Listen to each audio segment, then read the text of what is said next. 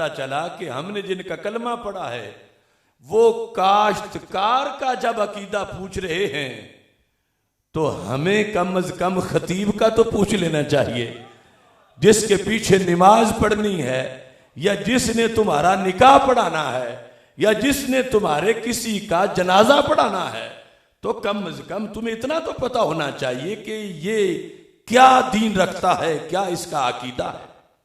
तो हमारे आका सल्लल्लाहु अलैहि वसल्लम से जवाब में कहा उम्मे मुबश्शिर ने कि ये मुसलमान ने बाग लगाया है।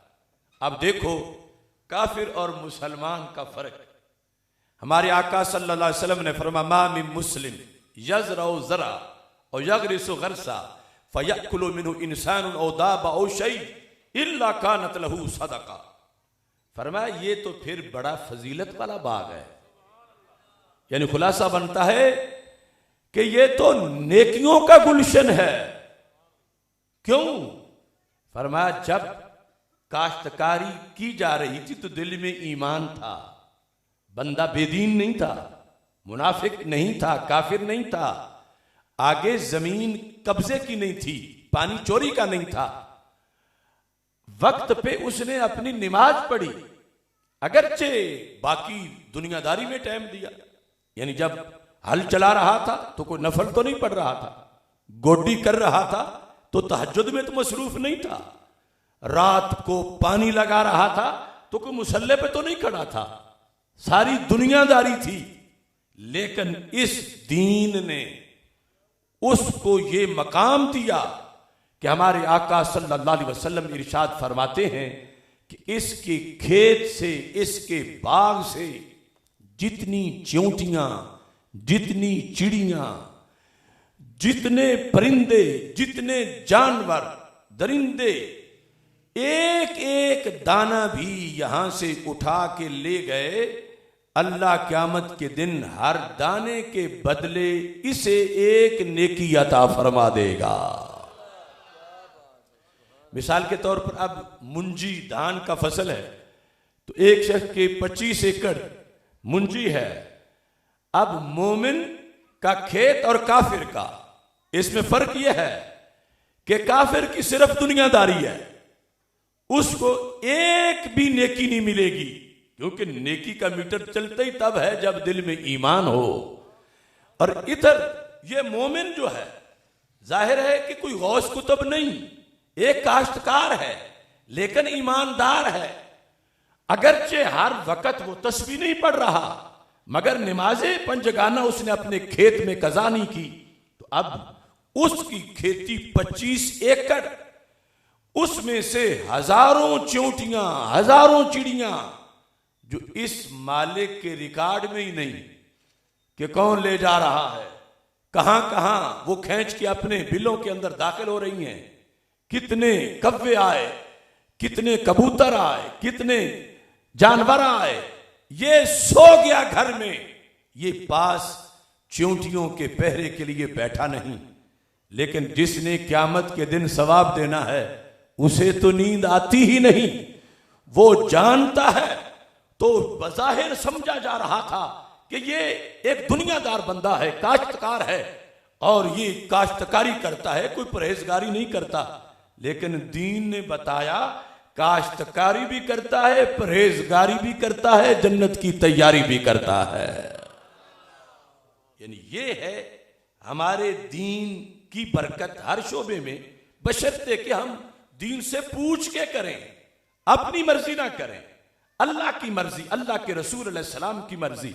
अब दुकान तो हर कोई खोलता है, लेकिन अगर जो हमारे आका सल्लल्लाहु अलैहि वसल्लम ने हदीसें निज़ाम तिजारत दिया है, जिसमें बज़ाहिर लगेगा कि ये तो फिर इतना कोई फायदा ही नहीं है कि ये भी करें, ये भी करें, ये भी करें, और उधर अमेरिका का, यूरोप का, वेस्ट का या हिंदुओं का छोड़ा हुआ निज़ाम तिजारत है।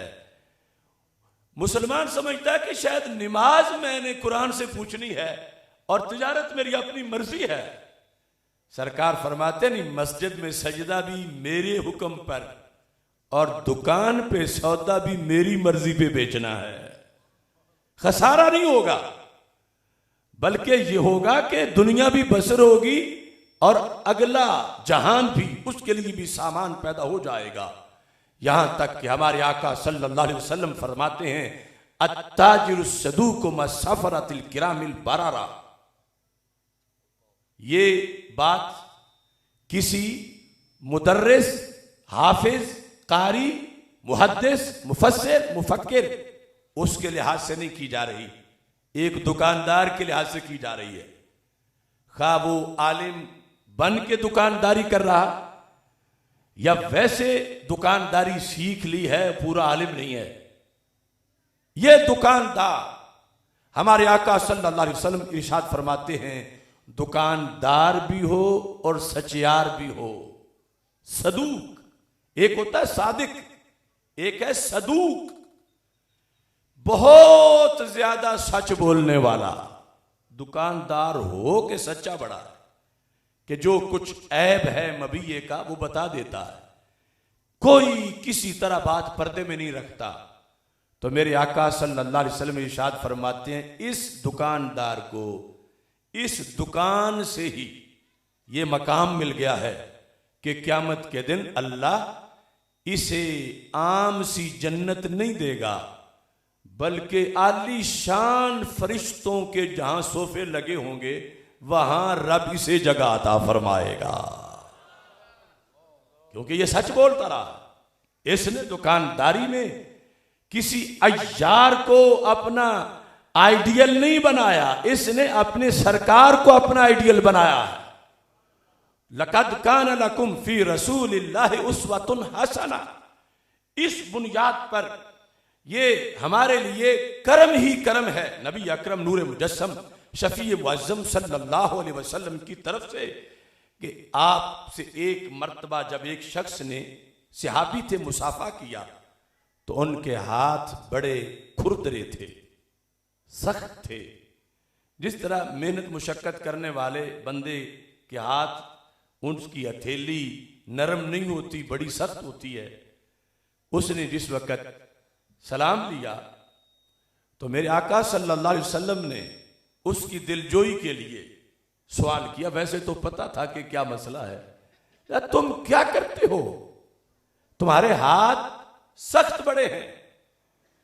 उसने कहा, महबूब आमलू बिल मर्र वल मिसहात, मैं इन हाथों से पहले तो रस्सा खींचता हूं डोल पानी का कुएं से निकालने के लिए, खींच खींच के छाले बन जाते हैं।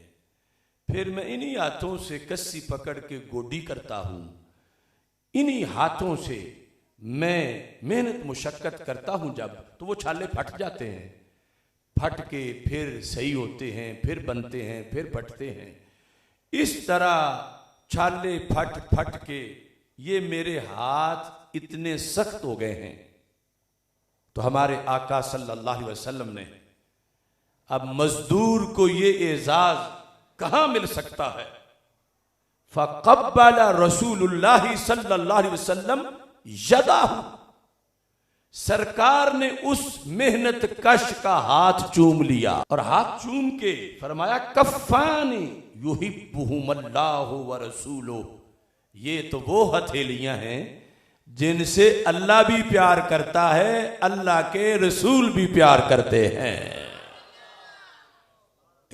तसव्वुर करें कि जिनके कदमों को चूमने के लिए अर्श बेकरार हो, उनके गुले कुदस की पत्तियों से अजीम होंठ जब एक सहाबी के हाथ चूम रहे थे, तो क़यामत तक किसी निजाम की लेबर पॉलिसी में मजदूर की वो हौसला अफजाई नहीं हो सकती जो हमारे आका सल्लल्लाहु अलैहि वसल्लम ने उस शख्स के सामने बताकर क़यामत तक के लोगों को पैगाम भेज दिया कि मैं तुम्हारा नबी हूं, मैं तुम्हारे सजदे भी देखता हूं, मैं तरावी में तुम्हारा क़याम भी देखता हूं, मैं तुम्हें रोजे की हालत में लगी हुई प्यास भी देखता हूं, मैं तुम्हारा कमाया हुआ मेहनत का माल उसमें तुम्हें निकाह ज़कात निकालते भी देखता हूं, और जब तुम टोकरी उठाते हो या तुम कस्सी चलाते हो, ये भी मेरी निगाह से पोशीदा नहीं, इसे देखकर भी तुम्हारे लिए रहमत की दुआ करता हूं। जो कि हमारे आका सल्लल्लाहु अलैहि वसल्लम का यह फरमान है, तबरानी मोजमे औस में, हयाती खैरुल लकुम व वफाती खैरुल लकुम। मेरी हयात भी तुम्हारे लिए खैर है, वो तो खैर ही खैर है कि सहाबा के सामने सरकार मौजूद है।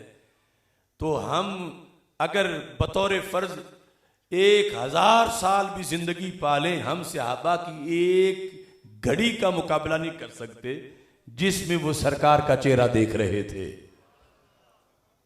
फरमाया मेरी हयात भी खैर है और जब मैं दुनिया से चला जाऊंगा मेरी वफात भी खैर है। कैसे? पर हयात में तो तुम्हें रोजाना ताजा इल्म मिलता है, अर्श की खबरें मैं तुम्हें देता हूं, दीदार करते हो। माराई तो मिन खैर हमिदुल्लाह, वफात इसलिए खैर है कि क़यामत तक की उम्मत के आमाल मैं रोजाना देखता रहूंगा।